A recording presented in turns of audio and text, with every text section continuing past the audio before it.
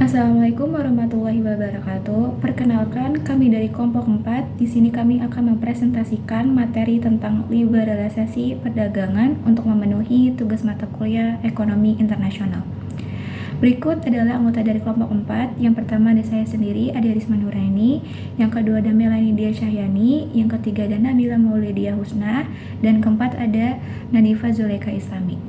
Baik, untuk pembaca materi pertama akan dibacakan oleh saya sendiri. Latar belakang.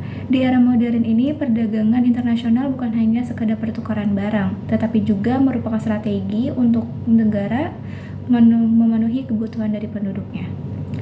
Dalam konteks ini, setiap negara akan berusaha untuk mendapatkan keuntungan dari perdagangannya, yang dikenal dengan istilah gain of trade. Keuntungan ini pun dapat dinikmati oleh negara penghasil atau eksportir dan negara pembeli atau importir, dan dapat menciptakan hubungan yang saling menguntungkan ke depannya.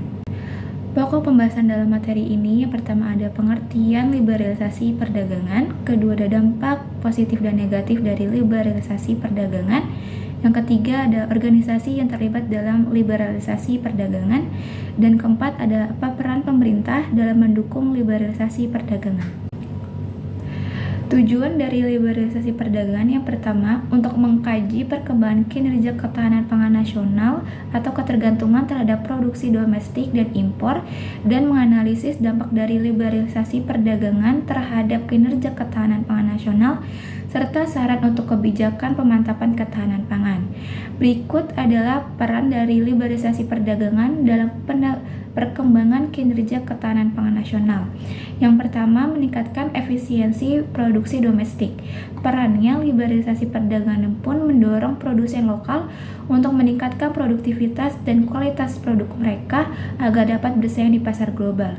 Contohnya, petani lokal yang mengadopsi teknologi baru atau praktek pertanian modern untuk meningkatkan hasil panen agar lebih kompetitif dibandingkan produk impor. Selanjutnya, menjamin pasokan pangan nasional. Perannya dengan mempermudah akses impor bahan pangan strategis seperti beras, gandum, dan kedelai, liberalisasi perdagangan pun membantu menjaga pasokan pangan nasional, terutama saat produksi domestik terganggu akibat adanya bencana alam ataupun gagal panen. Contoh, saat produksi beras domestik tidak mencukupi, pemerintah pun dapat mengimpor beras dari negara lain tanpa adanya beban tarif yang tinggi untuk memenuhi kebutuhan dari masyarakat. Selanjutnya, menurunkan harga pangan. Perannya, liberalisasi perdagangan membantu juga menurunkan hambatan perdagangan seperti tarif dan kuota impor, sehingga harga pangan impor menjadi lebih terjangkau. Ini pun membantu berkontribusi pada stabilitas harga pangan di dalam negeri. Contohnya, impor bahan baku seperti gandum dengan tarif rendah membantu industri makanan lokal menghasilkan produk dengan harga yang kompetitif. Selanjutnya, mendukung diversifikasi pangan. Perannya, liberalisasi perdagangan memungkinkan negara untuk mengimpor berbagai jenis bahan pangan yang tidak dapat diproduksi secara efisien di dalam negeri. Hal ini pun meningkatkan variasi sumber pangan bagi masyarakat. Contohnya, Indonesia mengimpor buah-buahan tropis tertentu dari negara-negara Asia Tenggara lainnya untuk memenuhi kebutuhan konsumsi domestiknya.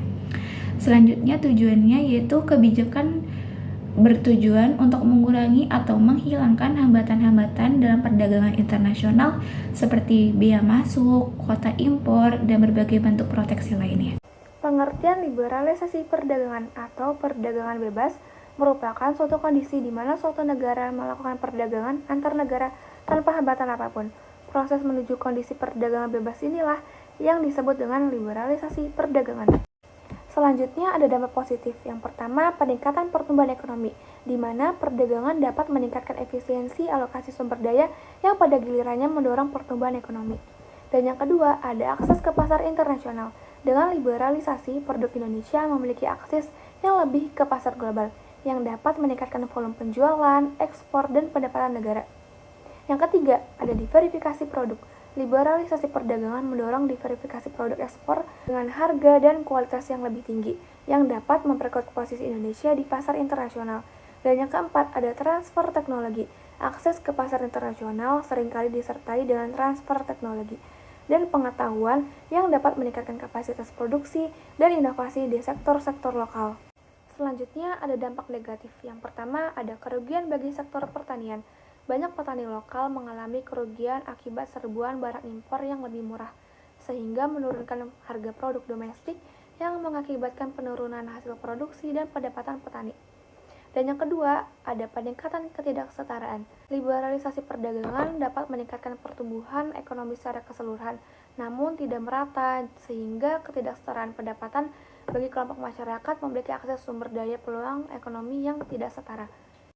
Yang ketiga, ada penutupan usaha kecil dan menengah yaitu UMKM yang seringkali tidak mampu bersaing dengan perusahaan besar atau barang impor, sehingga banyak yang terpaksa menutup usaha atau memangkas tenaga kerja, menyebabkan pengangguran dalam sektor tertentu semakin banyak.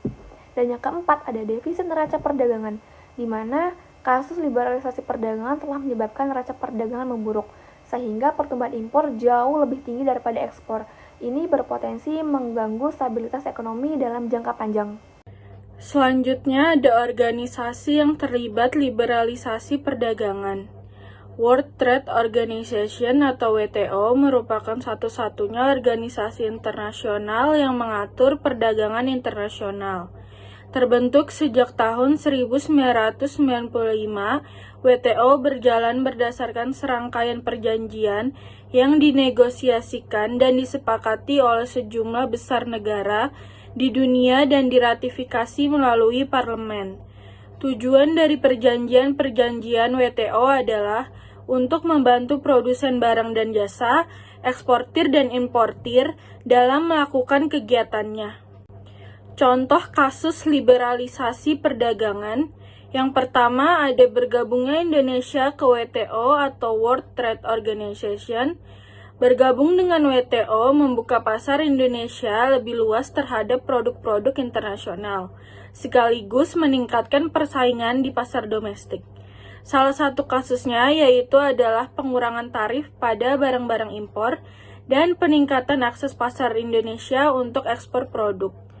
Yang kedua ada ASEAN Free Trade Area atau AFTA. Dengan AFTA, Indonesia mendapatkan akses yang lebih besar ke pasar negara-negara ASEAN lainnya tanpa tarif yang tinggi. Hal ini mendorong pertumbuhan sektor-sektor ekspor Indonesia seperti produk elektronik, tekstil, dan makanan olahan.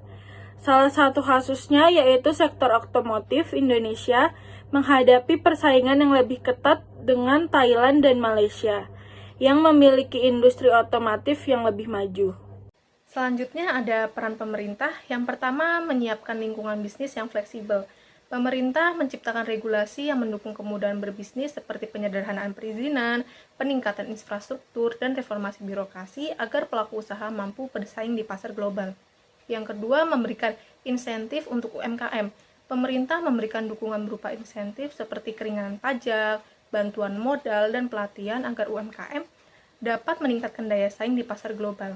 Yang ketiga, melakukan pengawasan ketat terhadap impor. Pemerintah mengatur dan mengawasi impor dengan menerapkan kebijakan seperti tarif, standar kualitas, dan kebijakan anti-dumping untuk melindungi industri dalam negeri. Dan yang keempat, menggunakan kebijakan fiskal. Pemerintah memanfaatkan kebijakan fiskal seperti penyesuaian tarif pajak, subsidi, dan insentif ekspor untuk mendorong pertumbuhan ekonomi dan daya saing produk lokal di pasar internasional. Kesimpulan dari materi ini, liberalisasi perdagangan merupakan pisau bermata dua. Di satu sisi, kebijakan ini mampu mendorong pertumbuhan ekonomi melalui peningkatan efisiensi, ekspor, dan investasi. Konsumen juga diuntungkan dengan adanya pilihan produk yang lebih beragam dan harga yang lebih kompetitif. Namun, di sisi lain, liberalisasi juga dapat menimbulkan sejumlah tantangan seperti persaingan yang tidak sehat, ketergantungan pada negara lain, dan kerusakan lingkungan. Untuk memaksimalkan manfaat dan meminimalkan resiko, diperlukan kebijakan yang komprehensif, termasuk perlindungan industri dalam negeri, peningkatan kualitas sumber daya manusia, dan pembangunan infrastruktur yang memadai. Berikut ini adalah sumber materi yang kami presentasikan.